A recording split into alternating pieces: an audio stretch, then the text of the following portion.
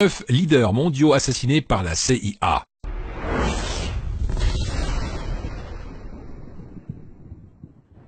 Depuis les années 1940, la CIA a réussi à tuer un nombre important de leaders à travers le monde, soit en tirant directement sur eux avec leurs agents secrets ou en utilisant des militaires locaux pour faire le sale boulot à leur place.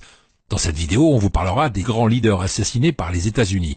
On publie chaque jour de nouvelles vidéos, alors abonnez-vous à notre chaîne, devenez un télo et soutenez-nous avec un petit j'aime, voire beaucoup de j'aime. Ça nous fera énormément plaisir. Alors on est parti, let's go. Leader numéro 9, Osama Ben Laden. Osama Ben Laden a été le cerveau des attentats du 11 septembre sur les États-Unis qui a tué près de 3000 personnes. De 2001 à 2011, il était la cible principale de la guerre contre le terrorisme. Et le FBI a offert une prime de 25 millions de dollars à celui ou celle qui mènera à sa capture. Pendant près de 10 ans, Ben Laden est resté caché dans les montagnes entre l'Afghanistan et le Pakistan. En août 2010, la CIA a géolocalisé Ben Laden grâce à des djihadistes infiltrés. Il vivait dans un complexe sur Abbottabad, au Pakistan. Pendant des mois, les agents de la CIA ont espionné la maison. Le 2 mai 2011, une équipe de SEAL de la marine, lourdement armée, débarque dans le complexe.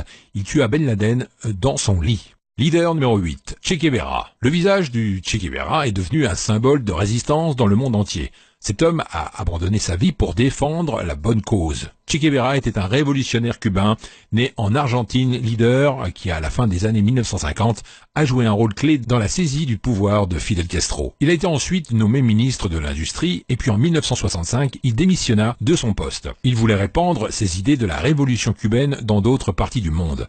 Il a disparu de Cuba et a finalement refait surface en Bolivie. Un an plus tard, il a tenté d'encourager les Boliviens à se rebeller contre leur gouvernement. L'armée bolivienne, avec l'aide des États-Unis, est intervenue pour capturer et tuer Che Guevara. Les agents de la CIA voulaient sa tête à tout prix. Eh bien, ils l'ont eu. Leader numéro 7, Dag Hammarskjöld. Vous est-il jamais eu l'idée de vous poser cette question? Qu'est-ce qui a causé l'accident d'avion de 1961 qui a tué un ancien secrétaire de l'ONU et le diplomate suédois général Dag Hammarskjöld? Certains disent que c'était le résultat d'une erreur du pilote. D'autres soupçonnent la CIA d'être la cause du terrible accident. Plus d'un demi-siècle est déjà passé et la cause évidemment de l'accident d'avion reste inconnue. Cependant, en juillet 2016, les Nations Unies ont publié une enquête très attendue sur le crash qui a révélé de nouvelles informations. Dans le rapport, les enquêteurs de l'ONU ont déclaré qu'ils ont apparemment trouvé de nouveaux indices soutenant une théorie selon laquelle l'avion du diplomate suédois a été abattu par un tir de missile. L'avion a été délibérément abattu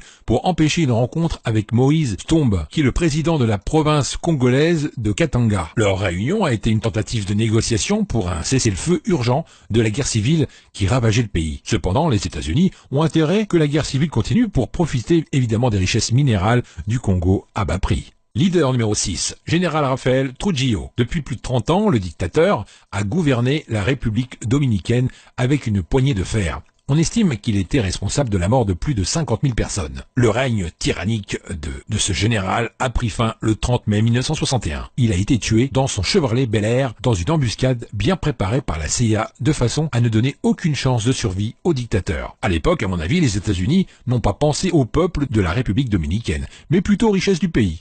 En effet, le dictateur faisait affaire avec l'Union soviétique. Une fois le dictateur a été assassiné, la CIA a mis en place un autre chef d'État pro-américain. Eh oui, c'est ça les États-Unis. Personne ne se met en travers de son chemin. Leader numéro 5, Abu Alker al-Masri, le second commandant-chef d'Al-Qaïda, a été tué dans sa voiture par un drone américain dans le nord de la Syrie. Al-Masri était le beau-fils d'Oussama Ben Laden, pour votre information. Il a été chargé de coordonner le travail d'Al-Qaïda avec d'autres organisations terroristes. Il a été impliqué dans plusieurs attentats, plus particulièrement les attentats de 1998. 2 ambassades américaines en Tanzanie et au Kenya. Les 2 attentats ont fait plus de 300 victimes, principalement des civils. La mort d'El-Masri a été un coup dur pour le groupe terroriste d'Al-Qaïda. Leader numéro 4, Hong Dinh Diem. Jean-Baptiste Hong Dinh Diem, président du Vietnam du Sud, né le 3 janvier 1901, a été assassiné à Saigon le 2 novembre 1963. Il a été exécuté à l'arrière d'un transporteur blindé par petit groupe armé commandé par le général Dong Van Minh, qui est soutenu par la CIA. La mort de Diem a conduit aussi au chaos politique dans la nation, ce qui a forcé les États-Unis à s'impliquer davantage au Vietnam. Mais les États-Unis n'ont rien pu faire contre la révolution qu'a menée Ho Chi Minh. Malgré la mort de ce dernier en 1969, son parti n'a pas cessé de réclamer l'indépendance du pays.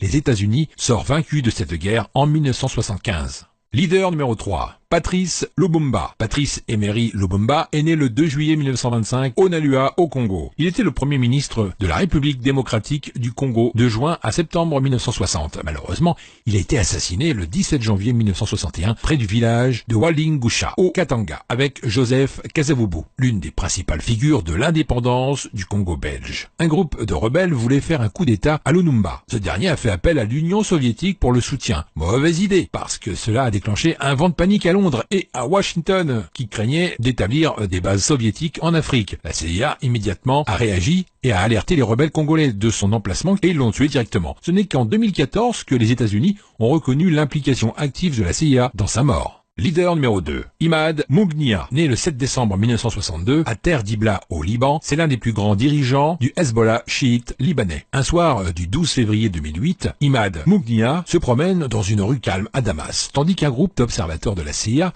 le suivait. Et au moment où il s'approchait d'un bus stationné, une bombe plantée dans un pneu de secours à l'arrière d'un véhicule a explosé, en envoyant un éclat d'obus vers lui qui le tua instantanément. L'appareil a été déclenché à distance avec un téléphone portable. L'opération a été un grand succès pour la CIA, qui s'est retirée de la Syrie sans laisser aucune trace. Leader numéro 1, Salvador Allende. Le 4 septembre 1970, Salvador Allende arrive en tête des suffrages de l'élection présidentielle au Chili. Il devient ainsi le premier président socialiste en Occident à être parvenu au pouvoir par des élections dans un état de droit.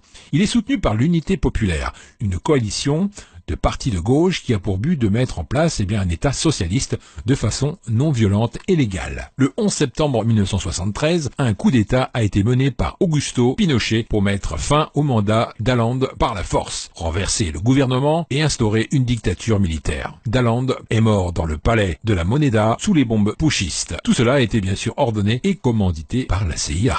Voilà les amis, on arrive encore à la fin de cette vidéo. Partagez-la avec vos amis sur Facebook, Twitter et les autres réseaux sociaux. Pour moi, je vous retrouve dans la prochaine vidéo et je vous dis à bientôt. Allez, ciao.